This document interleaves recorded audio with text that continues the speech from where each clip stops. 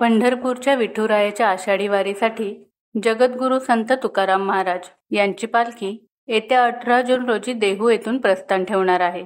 तुकाराम महाराजांच्या पालखीचं यंदाचं 340वं वर्ष आहे. श्री क्षेत्र देहू येथून पंढरपूरकडे वारकरी मजल दरमजल करत विठ्ठल रुक्मिणीच्या दर्शनासाठी पोहोचणार आहेत. दरवर्षी भाविक मोठ्या उत्साहाने टाळ मृदुंगाच्या तालात मुखी विठू माऊलीचं नाव घेत वारी करतात. त्यामुळे या वारीचं एक विशेष आकर्षण असतं. यंदा 6 जुलै 2025 या दिवशी आषाढी एकादशीचा सोहळा रंगणार आहे. या खास दिनी विठुरायाचं दर्शन घेण्यासाठी मोठ्या संख्येने भाविक पंढरपुरात येतात. नमस्कार मंडळी, तुम्हा सर्वांचे आपल्या अविरत या चॅनेलवरील या व्हिडिओमध्ये पुन्हा एकदा मनापासून स्वागत आहे.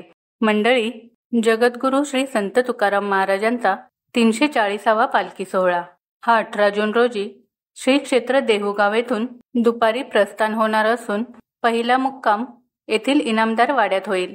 गुरुवार दिनांक 19 जून रोजी पालखी इनामदार वाड्यातून बाहेर पडल्यानंतर पहिल्या अभंग आरतीसाठी अनगड शहाबाबा दर्गाजवळ थांबेल, तर दुसऱ्या अभंग आरतीसाठी पालखी चिंचोली येथील पादुका मंदिरात थांबेल आणि संध्याकाळी आकुर्डी येथील श्री विठ्ठल मंदिरात दुसऱ्या मुक्कामासाठी थांबेल. शुक्रवारी पालखी पुण्यात नाना पेठेतील श्री निवडुंगा विठ्ठल मंदिरात मुक्कामी असेल आणि शनिवारी देखील त्याच मंदिरात मुक्कामी असेल. रविवारी पालखी पुण्यातून लोणी काळभोर कदमवाक वस्ती पालखी तळाकडे रवाना होईल व येथेच पालखी नव्या पालखी तळावर मुक्कामी राहील. सोमवारी यवत येथील भैरवनाथ मंदिर पालखी तळावर मुक्कामी असेल, तर मंगळवारी वरवंड येथील विठ्ठल मंदिरात मुक्काम असेल. 25 जूनला पालखी उंडवडी गवळ्याची येथे मुक्कामी असेल, तर 26 जून रोजी पालखी बारामती शारदा विद्यालयाच्या प्रांगणात मुक्काम करेल.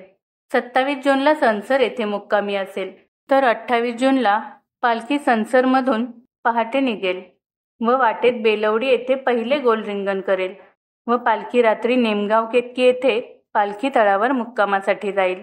29 जूनला पालखीचे इंदापूर येथे दुसरे गोल रिंगण होईल व रात्री पालखी इंदापूर येथे मुक्कामी असेल. सराटी येथे 30 जूनला पालखीचा मुक्काम असेल, तर 1 जुलै रोजी सकाळी संत तुकाराम महाराजांच्या पादुकांना सराटी येथे निरास्नान घालून पुढे पालखी अकलूज मार्गे मार्गस्थ होईल व येथे दुपारी तिसरे गोल रिंगण पूर्ण करेल. त्यानंतर पालखी अकलूजच्या माने विद्यालयाच्या प्रांगणामध्ये मुक्कामासाठी रवाना होईल. 2 जुलैला पालखी अकलूजवरून सकाळी निघेल व दुपारी पालखी मार्गावरील माळीनगर येथे पहिले उभे रिंगण होईल. त्यानंतर पालखी रात्री बोरगाव येथील पालखी तळावर मुक्काम करेल. 3 जुलै रोजी तोंडले बोंडले येथे धावा करून पालखी पिराची कुरोली येथे मुक्कामासाठी रवाना होईल, तर 4 जुलैला पालखीचे सायंकाळी बाजीराव विहीर येथे दुसरे उभे रिंगण पार पडेल व त्यानंतर पालखी वाखरी येथील पालखी तळावर मुक्कामी राहील. दिनांक 5 जुलै रोजी पालखी सकाळी वाखरी येथून पंढरपूरकडे रवाना होईल व सायंकाळी पादुका आरतीस्थळी पालखी सोहळ्यातील शेवटचे व तिसरे उभे रिंगण पार पडेल. त्यानंतर पालखी सायंकाळी श्री क्षेत्र पंढरपूर शहरात प्रवेश करेल आणि रात्री पालखी येथील श्री संत तुकाराम महाराज मंदिर नवीन इमारतीमध्ये विसावेल. येथे पालखी रविवार दिनांक 6 जुलै ते गुरुवार दिनांक 10 जुलै अखेर मुक्कामी असेल. 10 जुलैला पालखी सोहळा दुपारनंतर देहूकडे परतीच्या प्रवासाला सुरुवात करेल. हा 12 दिवसांचा परतीचा प्रवास संपवून हा सोहळा श्री क्षेत्र देहूगाव येथे 21 जुलैला दुपारी पोहोचेल व येथे मंदिरात पालखी सोहळ्याची सांगता होईल. यंदा पालखी सोहळ्यात तिथीचा क्षय झाल्याने अंथुर्णी येथील मुक्काम रद्द करण्यात आला आहे. जर तिथी वाढली असती तर इंदापूरला 2 मुक्काम झाले असते. तुकाराम महाराजांच्या पालखीमध्ये रिंगण हे विशेष आकर्षण असते.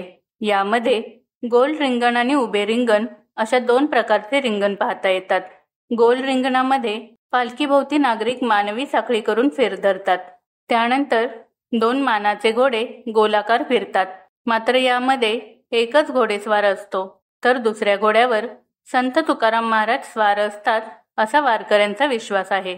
यानंतर या गोलाकार रिंगणाभोवतालची माती उचलण्यासाठी वारकऱ्यांची खूप गर्दी होते.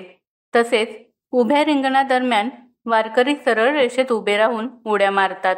मंडळी, वारी म्हणजे भक्तीची आणि एकतेची परंपरा आहे. संतांच्या चरणांशी जोडलेली ही पालखी दरवर्षी लाखो भाविकांना एकत्र आणते. जात, धर्म, भाषा यांचे भेद विसरून सर्वजण फक्त एकच नाम घेत ह्या पायीवारीचा आनंद घेत असतात. या वारीत कुणीही मोठं नाही, लहान नाही, सगळे एक समान असतात. कोणी टाळ घेऊन चालतं तर कोणी मृदंगावर ठेका धरतं आणि सर्वजण अभंग गात विठोबाच्या आणि पंढरपूरच्या दिशेने आनंदाने प्रवास करत असतं. आणि म्हणूनच वारी म्हणजे महाराष्ट्राच्या संस्कृतीचं आणि भक्ती परंपरेचं जिवंत रूप आहे. जर तुम्हाला वारीत सहभागी होता आलं नाही तरी या माहितीच्या माध्यमातून ती अनुभवल्यासारखीच जाणीव झाली असेल, हीच आमची प्रामाणिक इच्छा आहे. तर मंडळी, हा व्हिडिओ तुम्हाला कसा वाटला ते नक्की कमेंटमध्ये सांगा. आणि व्हिडिओ जर आवडला असेल तर व्हिडिओला लाईक करून जास्तीत जास्त शेअर करा व आपल्या चॅनेलला सबस्क्राईब करून बेल आयकॉनवर क्लिक करायला विसरू नका. आणि तुमच्या प्रतिक्रिया कमेंटद्वारे नक्की कळवा. गाथा ज्ञानेश्वरी ओवी तुकारामी या अभंगाच्या पालखीतून आपणही एक पाऊल टाकलं तर या भक्तितीर्थाचं सार्थक झालं. तर पुन्हा भेटूया अशाच एका नवीन व्हिडिओमध्ये. तोपर्यंत श्री स्वामी समर्थ.